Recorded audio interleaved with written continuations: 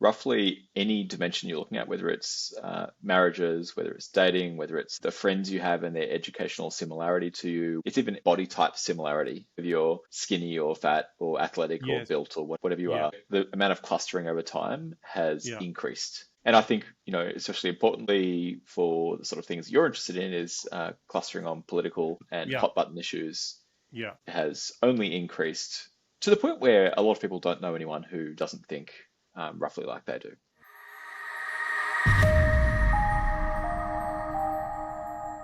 Welcome to another edition of Uncomfortable Collisions with Reality. My partner in this collision is Jim Savage, a friend of mine of some years and the founder of a startup company called Feather, which we may hear a little bit about. But we're going to talk about social connection, loneliness, and a bunch of things like that. So, Jim, welcome, and tell me what I didn't get right in the introduction or add to the introduction in some way. Oh, that covers, I think, almost everything. We'll hopefully cover some stuff on recommendation systems, the Amish, people being single, and homophily. I think, yeah, I'm excited to chat. So, I'm pleased to know how to pronounce homophily. Sounds like a pachyderm. I've always thought it's homophily, and I've no idea. I'm not telling you that is how it is. You reckon it's homophily? I'm probably wrong about it as Who well. knows? Who knows? No, I'm not trying to tell you I know. So why don't you? Yeah, look, you start the conversation. Start where you want to start. Tell us what things about the world do you think are wrong in ways that you might be able to make a little bit better? Yeah, so, I wouldn't describe myself as an EA, but the compelling part of EA is effective effective altruism. altruists, Yeah. yeah, one of the compelling ideas that they have is this idea that when you're thinking about what you should do, you should take into account whether something is relatively neglected, whether there's any edge that you can actually work with, if it's a tractable problem to go and solve, and then the scale of the problem itself. And I see there being some problems today, really or maybe adjacent to AI, that are super important problems that are probably not getting enough attention from very serious people, and we should change that. And I think we need a lot more investment and work in some of these harder problems. And the ones that I am very worried about is things like singledom, and we've got increasing rates of people being single and not wanting to be single, more or less all around the world, but not everywhere. I think there are some interesting kind of exceptions. Loneliness, I'm not the right person to talk about loneliness at length. That's been done much better by others. And you're not in my observation particularly lonely either. I'm not qualified, no. Don't they talk about lived experience? Anyway. I would describe myself as being a dinner party host as one of my primary occupations. And then this kind of trend towards polarization and homophily, which I think is a longer term trend that we, ought to care a little bit more We about. ought to define here on the jargon-free, acronym-free podcast that I try to run. We should define homophily or homophily. I'll let you. It is the word is what it suggests. Our like for similar people to ourselves, and I guess I don't know whether there's a more specific bit of jargon, but this is people marrying people like themselves, particularly that it turns up, and people marrying people similarly placed in the socioeconomic hierarchy, the socioeconomic ladder, which was very different in my parents' generation. It was far more common for the marriage market to be much more of a socioeconomic mix. I'm thinking, Jim, you're going to be more across the numbers than me. Do you want to say a bit more about that? Yeah, so I think it's worth maybe defining homophily in a broader sense, which is, there's this classic sociology review paper, McPherson, Smith, Lovin. It's a fantastic name. And Cook, the paper's called Birds of a Feather. I didn't name feather after this paper, but we maybe should have. And they kind of note a couple of really important things. So firstly, people are coming across other people all the time. And it might be at work, it might be to become friends, it might be, in dating markets or marriage markets. And there are certain things, that traits of people that make it more likely that they even come across those people, but also whether they build bonds and also whether those bonds tend to die over time.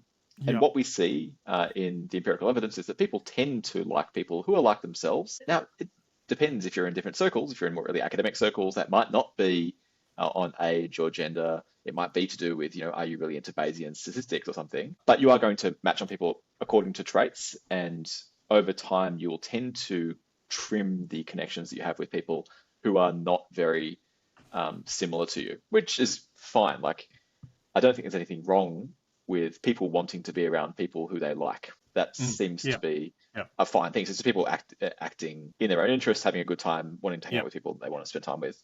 Yeah. Yet there are maybe some issues in that, like, if you can build very simple models of this, where when people have an attraction to people who are a bit like themselves, you can get partitioning between communities of Yes. people who just like don't know anyone who is not like them. Yeah. And the famous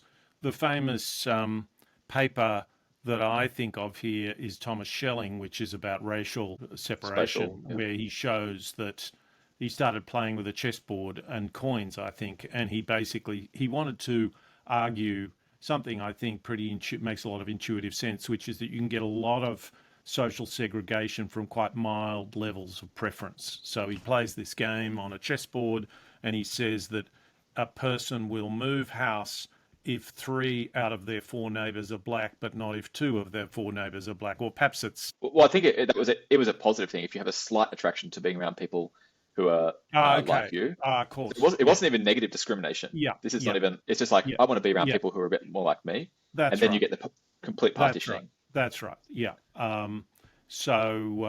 Yeah, and so this whole literature is a kind of an expansion of stuff that he started thinking about. Yeah, and the birds of a feather Do paper. you know? Can you say something? Do you know much about its trajectory over time? Am I right that it's got Yep. a lot more pronounced? Yeah. Roughly any dimension you're looking at, whether it's marriages, whether it's dating, whether it's the friends you have and their educational similarity to you, whether Yeah. it's even body type similarity, whether you're skinny or fat or athletic or Yes. built or whatever you Yeah. are, Yeah. people tend to the amount of clustering over time has Yeah. increased. Yeah. And I think, especially importantly for the sort of things you're interested in is clustering on political and Yeah. hot button issues Yeah. uh, has only increased to the point where a lot of people don't know anyone who doesn't think roughly like they do. Yes, indeed, indeed. And I would argue that part of the architecture of that is that our whole political cognition is now caught up with adversarialism because our political system operates through setting up competitions and then getting us to vote on things. And so, an interesting question for me is, I presume there is some intuitive appeal in this idea that's all in all of our minds about this cluster of ideas that are right wing and a cluster of ideas that are left wing. I just like to point out that whole idea of this distinction emerged at exactly the same time that elections started becoming important for our political trajectory. So it's chicken and egg stuff, and it's very fundamental. Anyway, that's not The, what we're talking about now. But although it's relevant to the story. I think it is related because, I think the thing that we look at when we're looking at these kind of trends in the sort of people that you're spending time around, or Yep. in important cases, not spending time around, we have to consider the institutions that people are working within. And I would say there are sets of institutions that are much more likely to create links between people who are otherwise dissimilar on Yeah. more, it's kind of fighting this Yes. impulse that people Exactly. have to spend Yeah. time Yeah. with Yeah. folks like them. Yeah. And then there's, I'd say, even the information piece. So in this Birds of Feather paper, they say, a really important thing about this is when you have these disjoint sets or networks of people who spend time and like each other, they tend to get information, and information flows through networks. Yes. And so if you have two disjoint networks, you can have two Yeah. people, two groups of people with entirely different sets of Yeah. information Yeah. and, Yeah. Yeah. sets of truth. Yeah. And also opinions, and also sets of instincts, opinions, impressions of the others, of what Yeah. they're like. They're ignorant, they're this, they're that. And the process of actually the process of actually introducing people to each other for them to experience life together can be that can be experienced as a real rush for people. So my wife set up this thing, we've spoken about it, I think, in the past, called I Wish I'd Asked, which was a multi-generational or intergenerational anti-loneliness program in which oldies and youngies were paired together. Well, paired is the wrong term. There are groups of them, but intergenerational mixes, and the activities are things like storytelling, gardening, cooking, and there's a lot of mentoring going on, but not just from the older ones to the younger ones. In computing, it's going to be going in the other direction. And it was tremendously well received. These people love this. And actually, I'm going to let's just jump into this. You've written about this a little bit or made some notes about it. But there is this thing which I think of as just a kind of a paradox about us, which is that we crave human connection, but our micro behavior towards people we don't know is pretty dysfunctional if we crave. So what's that all about, Jim? You tell me, because I've wondered about that for most of my adult life. Yeah, I think a big part of it is that so we all, if given the choice between, hanging out with our neighbor's auntie and hang out with people like us, we Yeah, all go for the people like us, which is kind yeah, of fine. yeah. And But uh, more than that, no, hang on. I want to go back to that, back to the strangers thing, which is that we just don't feel very comfortable yeah, yeah, just talking to a stranger. Now, different cultures are very different. It's very normal in the back of a taxi in America to just get chatting. It's reasonably normal in Australia, but not as normal. But I used to think, you do strike up conversations with people you're sitting next to on a bus, but you also do it. I think I do it less than I would like to. And I would like to be able to just walk up to someone and say, "You look interesting. What do you want to talk about something?" Now, I can think of some practical reasons why we don't do that. In other words, why it's kind of adaptive that we don't have that rule that we have the rule that that's a bit weird and who is this weirdo? And that's partly because I had this idea that you could wear a badge, and the badge basically said, if you want to walk up to me and just start chatting with me, I'll be into it. I won't look at you like a weirdo. Now the problem with that is it's like a sign saying if there are such weirdos and people who are going to just bore you to tears, and you don't really want to invite that. But it seems to me that this is just a very simple and pretty dysfunctional state of our culture. What do you well, think? yeah. Just to lend a little bit of empirics to it, there's some great studies on exactly this. Yeah, So there's this yeah, guy, you've told me about some of them. Yeah, Nicholas Epley at U Chicago, who's run a couple of studies where they randomly encourage some people to go and talk to people on their commute, and other yeah, people not to do that, and then compare like, are these people happier or yeah, whatnot at the end of their commute? yeah, And they find that like the um, the people who strike up a conversation massively overestimate how awkward it's going to be, yes, and yes, that's one of the things that's limiting them yeah, from doing it. And yes, both them and the person they were talking to end up having a better commute if there's some interaction through it. yeah, But because we overestimate the awkwardness, yeah. um, and I And think there's probably been we underestimate how good it's going to make us feel. yeah, yeah, It gives me a real buzz when I have a good conversation with someone. yeah. And I think part of the thing that you hear from the people who spend a lot of time around young folks coming through the pandemic is that there has been this deterioration in certain types of social skills. And when you see the stats, I've been circulating this plot lately of the amount of time that people are spending, Yeah, socializing or going to parties or going to yeah, church, volunteering, that sort of stuff. So it's fallen off a cliff. And these sort of things do provide people with practice in yes, striking up absolutely. conversation and doing all those sorts of things. Yeah, I, yeah, I think the other kind of big issue is that we historically had more of the institutions that kind of forced us to do these sorts of things. So everything, school is still there, but church attendance is plummeting. And this is yeah, churches and sports clubs and the Country Women's Association and public schools and national service in yeah, some places yeah, have been these kind of institutions that kind of force people to mingle. yeah, yeah, And one of the things that we have seen over the last, 40 years, but especially in the last 5 and 10, is the introduction of, or sorry, these sorts of institutions being outcompeted by new institutions and technologies which allow us to spend more time with the alone. people or Yeah, no people at all, or yes. people who are very Or, similar to us. well, yes, and also people on screens, which is that's a slightly different thing, which is a different kind of communication. I want to give you, firstly, I want to say that this is our podcast here, our interview here, Jim, is now a public service. So anyone who's listening needs to talk to the next person they run into. And You can thank us later. But I also want to just tell this story about the this program that my wife set up, which was called I Wish I'd Asked. And I've told you this before, Jim, but this was run in Shepparton. And one of the things that happened was that kids who were going through kids completely loved the program. The oldies loved the program too, but a number of young boys, they're sort of adolescent boys, 13, 14, started saying that they fancied the idea of working in aged care as a career.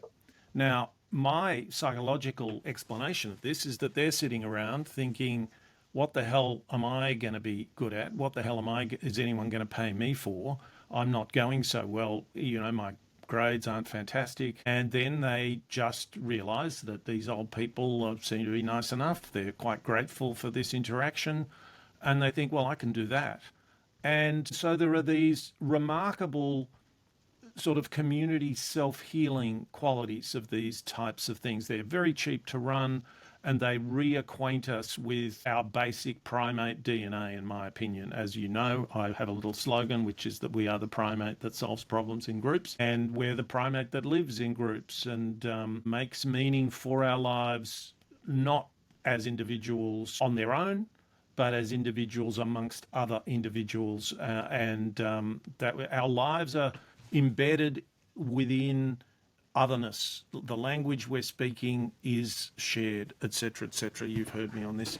So anyway, we just had a productivity summit, and of course none of these things got mentioned, but they're important and they're cheap anyway. So you could toss some money at trying to support these types of things. If you're in government, we might talk a bit about what you're doing in Feather as we go, but doing stuff here makes people feel better, makes them healthier socially, is very cheap, and improves connections in the community and improves connections in the economy. I'm looking for the downside. We don't do this Well, enough. so a spicy take might be, I spent a lot of time in Mexico. Well, I have spent a lot of time in Mexico. My wife is Mexican. And Uh, one thing that you see in Mexico is partly because of the security situation. Mexico is not an especially secure place. You will see a lot, and larger families, you'll see a lot of people hiring people who are, their friends and family, yes. into all sorts of jobs, even in, government type roles. Yeah. Yeah. Because as soon as trust is very, very important, and where Yeah. someone who you don't trust is potentially dangerous to you, Yeah. um, you really need to trust people, and that's the most important thing. And so, you tend to spend more time if you're in somewhere like Mexico, much more time with people who you know to be safe, Yes. rather than the people who are necessarily the people who are into your weird little niche. Yeah. Um, Now, I think one of the upsides of this march towards other people like us has been, you can get these very specialized communities of knowledge and intellectuals who specialize in certain things, these seniors communities Yeah. that can be wildly productive. And so there's always some tension. At one end, we've got people creating very small, very specialized little cliques. At the other end, it's kind of like everyone's spending time with their neighbors aren't. And they both have upsides, Yes. Yeah. I would say. Um, And maybe yeah. maybe some balance that we kind of need, or some Well, yeah, yeah, yeah, necessary but tension. well, that's right. People who know me well would be accusing me of hypocrisy in this conversation because I like talking to people like me. I like to have certain kinds of conversations. So yes, there's no doubt that I like that, but I guess I'm arguing that in my case and in the case of society generally, there is a natural trajectory towards a state of affairs which is unbalanced and which is bad Mm. for us, both individually and perhaps more importantly, collectively. And and I think that the specific mechanism for that is we've had these institutions for millennia that resulted in us having a relatively narrow set of no, sorry, kind of like a common reality. So, Yeah. in Australia, you had 5 TV channels and a couple of newspapers. Yes. And yes, they weren't great and the same talking heads all the time, but everyone's got more or less the same shared understanding Yeah. of what's Exactly. going on, what the Yeah. national conversation is. Yeah. And then you would go to church, you go to Country Women's Association or something, and you'd see people who are That's right. maybe a bit more dissimilar to yourself. And over the last, really since the mid 90s, and then much more since 2012, 2013, when Instagram comes along, and YouTube starts to gain prominence, we had these new technologies that simply were more fun for most people than, reading the newspaper, than Yep. watching the same four TV stations Yep. or five TV stations, than hang out with your aunt Yep. at church. Yep. But these happen in such a way that you get pulled away into a small niche, either being more alone or being grouping with other people who are much more similar to you. Yep. And so I think some of the technologies we've had have really just allowed these homophily to outcompete the thing that was maybe tethering us to other people. Yep.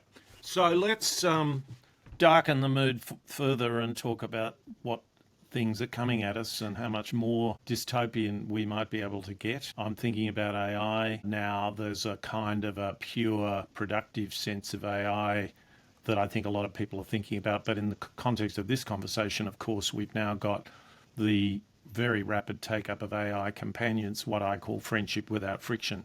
Hmm. So tell me what you think about that. Yeah, this is. I've just spent the last few weeks doing these dinners around the US, talking to people who are, leading investors, people building companies, people writing books and newsletters and all that sort of thing. To really get a, People making videos. yes, people making videos, and to really get a sense of what is on the cusp, what are people really worried about, especially the people who kind of help create culture. And I think where the conversation is going over the coming months and years is around AI companions. And the one Yeah. that people are not talking about yet at all is in addictive AI video. You know, Historically, we've had the last, 15 years or so, we've had recommendation systems that would both get some representation of each user and get some representation of every bit of content. And then you'd apply some function to those two representations. The original Netflix prize one was that function was called multiplication, but now they're, big neural networks that do this. Yes. To score, for Nicholas, there'd be scores for basically every type of content Yeah. on YouTube, so it knows what to serve you next that is maximally Yeah. addicting Yeah. or that's likely And to, then it, to keep and you on then the it goes platform. and makes it. And then it goes and makes the video. Well, so the thing historically was it was limited by the amount of content that was out there, Mm, mm. and the dimensionality of these spaces is big enough now that there are more possible videos Translate that. that. Translate dimensionality. So let's say I'm representing Nicholas's tastes with 512 numbers. Yeah. And let's just Yeah. call Yeah. it let's call them each 512 dimensions. yeah Yeah. 512 dimensions. Yeah. Yeah. Well, That's it. even if each of those is just a bit, there are more possible Yeah. videos that could be generated with 512 bits than Yeah. there are atoms in the universe. Yeah. But Yeah. there are far fewer videos on YouTube than Yeah. that number. Atom. Yeah. And so and so they're giving you things that are kind of nearby what Yes. you Yeah. That's would right. like. Yeah. Yeah. But if we can take those vectors, those representations of Yeah. what Nicholas likes, Yeah. and we can say, here is a video that is maximally likely to keep Nicholas on the platform for the next Yeah. 45 seconds, Yeah. and go and cheaply generate that, Yeah. this could be incredibly addictive. And the same thing with these digital companions, because we get a lot of data of whether you continue in the conversation, whether you pick it up again, Mm, we can mm, get a sense of your preferences quite quickly and mm. start to generate content for you, either images, videos, or text. Yeah, yeah. I'm more compelled by the AI companion than that story. There's clearly going to be something in that, and we can already see that. So you can already watch. There are these strange videos that have AI voices and Yeah. AI scripts, and they're not very good. The video's not very good, and you think, what the hell's that doing there? Because it's not very hard to narrate. If there's a script, you can read it out, and a human being, you can make it sound better than the AI is making it sound now. Now they'll get better at that, but it's pretty amazing they're there already. So I have no doubt that a fair bit of that'll happen. But where I think the AI companion is so much more addictive is that it doesn't model us as a given bunch of tastes, a given set of tastes that you just serve up, because I think, speaking of my own introspection and generalization from myself, after a fairly short period of time, in my case, I start thinking I'm not going to do this anymore. Now, I know most people might stick around longer, but the human brain is primed for novelty and stuff like that. And my feeling is that you could go a long way down that rabbit hole and still kind of realize at some stage you need to go and do something else. Whereas the AI companion is really just incredibly well adapted to entertaining giving ourselves the simulation of agency. We are agency craving beings, and this is a just an extraordinary simulation of agency. Yeah, so it's I can imagine it's already taking off like wildfire, and I can imagine, yeah, it's going to be a huge thing. Yeah, when you hear, I'm not sure how true these numbers are and what sort of surveys they came from, but I've read in multiple places that it's something like half of relevant teens have spent some time with an AI companion, Yeah, yeah, which kind of worries me, yeah, especially yeah. maybe they're not addictive yet, but Well, they're made to oh be addictive. I mean, you've got the evil geniuses of the world, like Mark Zuckerberg, basically saying, get me a team of algorithms get a team of algorithms onto this problem. That's what they're doing. They're doing what they did in social media.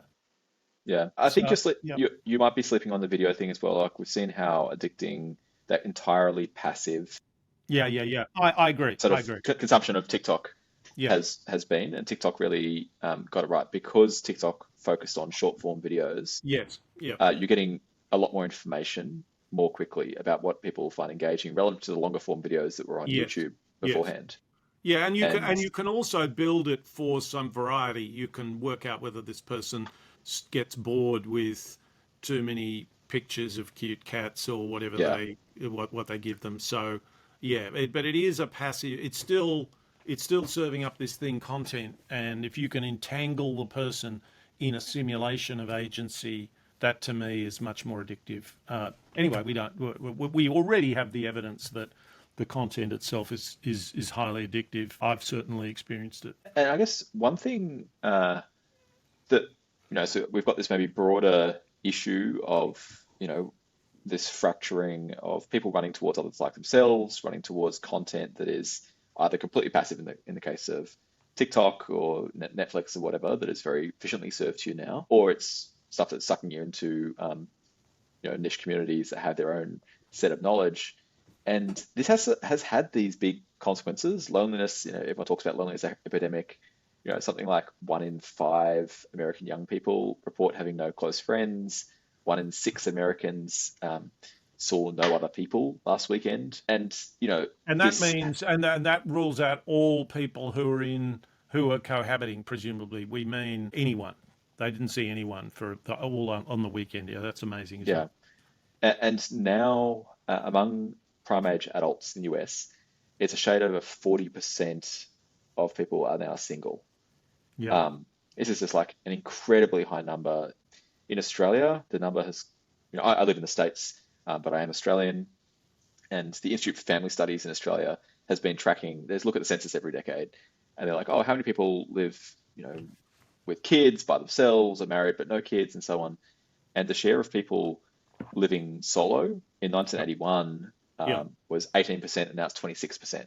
yeah, So we're seeing this growth in being single, and you talk to single people, and they're not happy about it. Like, well, some of yeah, them are, some of them yeah, love, yeah, but yeah, a lot yeah, of single people just don't want to be single. yeah. Exactly, exactly, exactly. It's quite grim. Yeah, it's grim, and it's this thing. I mean, I get back to this idea of friendship with friction. Friendship's hard because it's friction. It's another person. They get pissed off at things. They might be right. They might be wrong. It doesn't really matter. It's a bit of a take it or leave it story, and so you have all these other options, all these other easier options, and they're more stimulating in the short term. You spend some time with a friend, you're not going to see a cat do something completely amazing in the next 40 seconds, are you? I mean, those videos are bloody good, some of them. You just think, wow, they just don't build a life around them. I get served an awful number of videos with either weightlifting, acrobatics, or bears, and Right, I think right. that's the only sort of content I get served now, and it makes me happy. Well, it's funny. I had an exchange with someone in my last newsletter. I put in a video, and it was a guy whose name I didn't use, but I think his name's Alex O'Connor, and he's a quite a prominent YouTuber. And his shtick is that he's an atheist who studied theology, and he has on Richard Dawkins and Jordan Peterson and all this sort of stuff. And I started complaining about this guy on my newsletter, on my weekend newsletter. And my friend who reminded me that he had sent me a video that Alex O'Connor was in, and he said, sorry about that. Sorry about tipping him into your algorithm, because once I'd looked at one, I got more and more of these things. And of course, that's another way to engage people, to really irritate them. Yeah. So anyway, that's right. The things that turn up in our YouTube feed are very, very particular to us. I get endless videos of people like Magnus Carlsen playing chess. Unfortunately, I'm doing a little better at the moment. I happened upon I'm glad that YouTube Shorts are now 3 minutes long. They started out being 1 minute long, I think. And so you can get a very nice clip of a David Attenborough nature documentary or something into the 3 minutes. And as I've said to you before, I think a David Attenborough doco is really just a series of those 3 minute wow sort of clips. So maybe that's optimal David Attenborough consumption. Who knows? So another thing we haven't talked about much, but is closely related, is fertility. So tell us a bit about fertility. Yeah, so it's fallen off a cliff. Roughly no Western country is above replacement. I think France, among rich countries, is doing pretty well. Israel's got above replacement fertility and nowhere else does. If you look across states within the US, My stylized fact on this is that it's about urbanization, but it's obvious, and it's also about income. As incomes rise, fertility goes down. But it's obviously, I presume there's a fair bit more to be observed. And you're arguing that it is related to things like social media and the loneliness epidemic. well, so when you look at the among people who are married, adjusting for age, so if you Yes. take the fertility number of kids that two married 30-year-olds have, that hasn't changed nearly as much as the number of married 30-year-olds has. Yes. So this seems to be described mostly by changes in marriage and or partnering, which, I mean, some of that undoubtedly is about preferences. People move to cities more often. People maybe don't want to have a suburban lifestyle. I'm okay with people doing things that they want to do. Yeah. I don't want to force people to do things they don't want to do. That's a bad idea. But we have seen this big change, and it is reflected in whether we have kids anymore. I mean, we're Yeah. going to see a huge drop in the number of 18-year-olds in the next few years, which is going to have interesting effects on, say, universities, as the number of freshmen coming in or first years is going to plummet.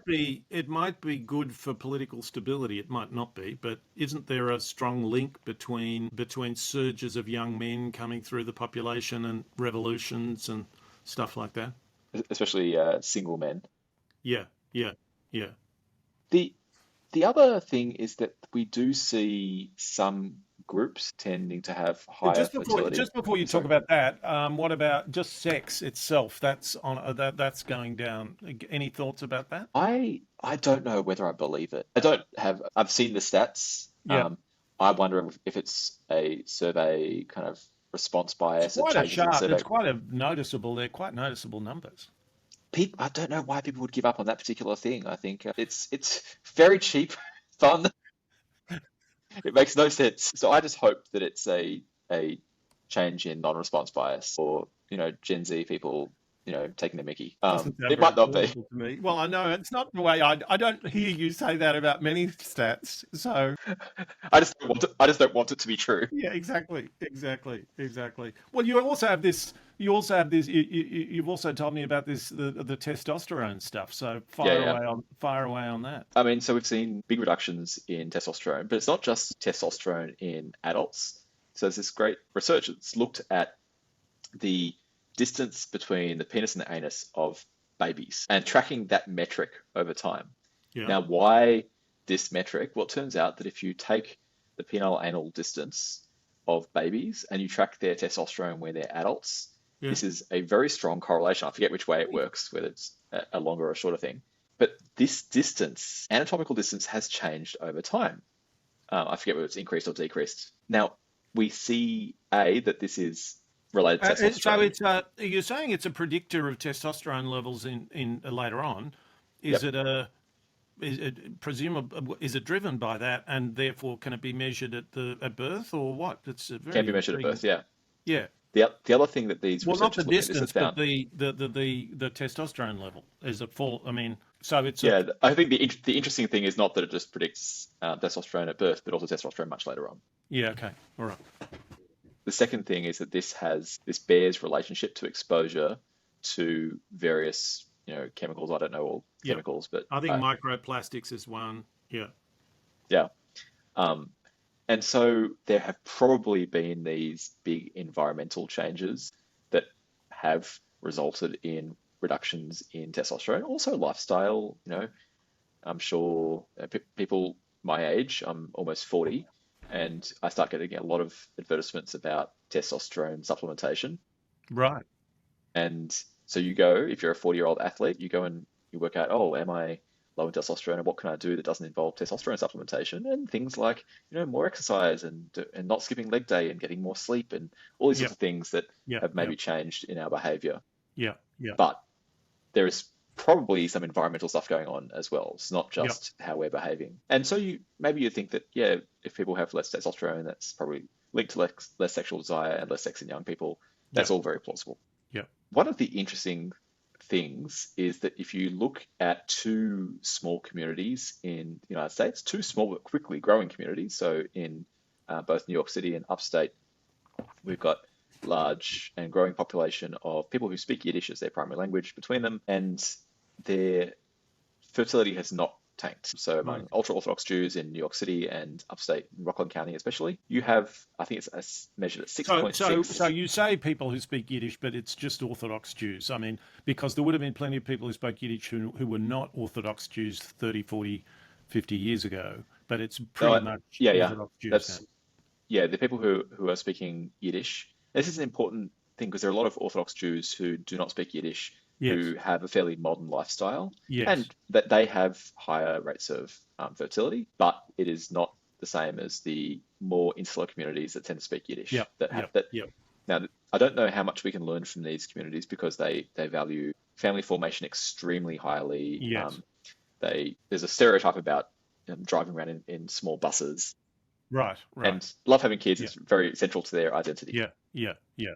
Second And yes, community, in my generation, people would talk about Catholics as having more kids than Protestants, which I think was also A, empirically true, and B, kind of doctrinally true. It was regarded as a thing that it was a thing that was preached from the pulpit to some extent, that this was a good thing to be doing. And obviously that's become much less true in the mainstream anyway. and if you look at the people who speak Germanic languages who are farmers in Pennsylvania, Right. um, Well, this is Amish. You're talking about the Amish, no, aren't actually, you? yeah, Yeah, yeah. there's like And just like similar. within Judaism, you've got like different types of Anabaptists, and some of Yes. them use mobile phones, and some of them don't. But if Hang you on. I are don't think there are any Jewish Anabaptists, are there? Is no, that there right? are no Jewish No. no Jewish That's right. I think Anabaptists. there are Jewish atheists, but not Jewish Anabaptists. But you will the Amish they'll speak Pennsylvania Dutch and they'll be farmers. And so Lyman Stone and friends have a good paper on this where they look at if you look at the fertility data and estimate fertility data based on are you rural and do you speak a Germanic language and live in Pennsylvania, that's a number up in the 6 to 10 sort of range. So these communities, even though they've still got, if you're So, in so what is in the, just translate what's in the 6 to 10 range? that's Number it. of kids, That's kids per kids per family. mother. Yeah, Yeah, yeah. kids per mother. Yeah, that's huge. Yeah. So these are very, very big families, and there's And still presumably they've got quite low standards of living as well. I don't know. Okay. I do know that say in the corners of Brooklyn where there's a lot of ultra Orthodox Jews who tend to speak Yiddish, you have more use. That's the highest rates of Section 8 housing, which is kind of like it's a housing voucher system for Yeah. a bit like public housing in Australia. Yeah. But also, a lot of the other aspects of poverty seem to be missing from those sorts of communities. So things like high crime rates. Yeah. I wouldn't expect that. What I'm saying is that this is a kind of a snapshot of a world 60 years ago or so, which is very strong social capital, very strong kind of moral expectations, and much lower standards of living. It's not, if you're going to have 6 to 8 kids, you certainly A lot of mouths to feed. yeah, for the time that you've got to feed, for the time that you've got to look after them, just think of the housing. You don't these people don't live in Yeah, mansions. They no, live in shared bedrooms and no shared bedroom. holidays to Exactly, Hawaii. Yeah, exactly. So it's a very interesting. It's a very interesting. One of the things, I don't want to dwell on this, but one of the things that a person once said to me who spent a lot of time in rural Australia teaching Aboriginal kids, and he was pretty despairing, and he basically got it down to an idea, which is that we will not face up to the tension between two things that we like. One is self-determination, and the other is equality of economic outcome, or closing the gap, if you like. And they're different, and the one thing is in strong tension with the other. And here's an example where people are being self-determining, and they're saying, and we will have a lower standard of living, and what of it? And that's much healthier. And it's kind of much better accepted. And, people aren't running around. Well, you can mount an argument, you can mount a right-wing argument that the Orthodox Jews that you've talked about are getting cross-subsidised, and I might be quite interested in that argument in Israel, for instance, because it bothers me what those people vote for in Israel. I've no idea what they do in New York. But although there's some social assistance, and I don't feel jealous about that, if they get some social assistance from my taxes, that mightn't be all bad. Their social choices that are being made are not, they don't sort of tear me apart. They make me think, yeah, that's what choices are. So it's, yeah, very interesting, very interesting. yeah. And I think this is one of the things about this sort of, US being a very fragmented place where people can opt into their own little status hierarchy. Yeah, yeah, And the choices are more clear. I think this is one of the things that Australians who move to the States immediately see, where, in Australia, you've got a fairly homogenous set of status hierarchies, and there aren't yeah, that many of them. yeah, yeah. There are only that many private schools, this many nice apartments or houses, That's right. and conversations about residential real estate that you can have. And so Australia just tends to have very few status hierarchies, where in the States, you have like these very separated communities that don't Yeah, really yeah, care about each other at all. yeah, yeah. And something good about that as well. Yes, absolutely, there is. No question about it. No question about it. Yeah. So, I mean, the interesting thing about these two communities is they live in places that are nearby other communities that have Mm. had plummeting family formation Yeah, and fertility. yeah, And so I don't know how much I buy just the purely environmental toxin sort of argument. sure, Now, sure. I don't want to I don't want to say, let's learn too much from these communities, which are radically different from how you and I live in hundreds of ways. Yes, But there are maybe some important ways that we can learn exactly. about Yeah. things they do well. And it's great that they're there because they just show us how different things can be. And the question of what you can take from them, you can certainly see they are a living laboratory, a living demonstration of the scope for human diversity and the diversity of human flourishing. But yeah, I think we can take things from them. We have to work out how we do that because it's not a straightforward thing.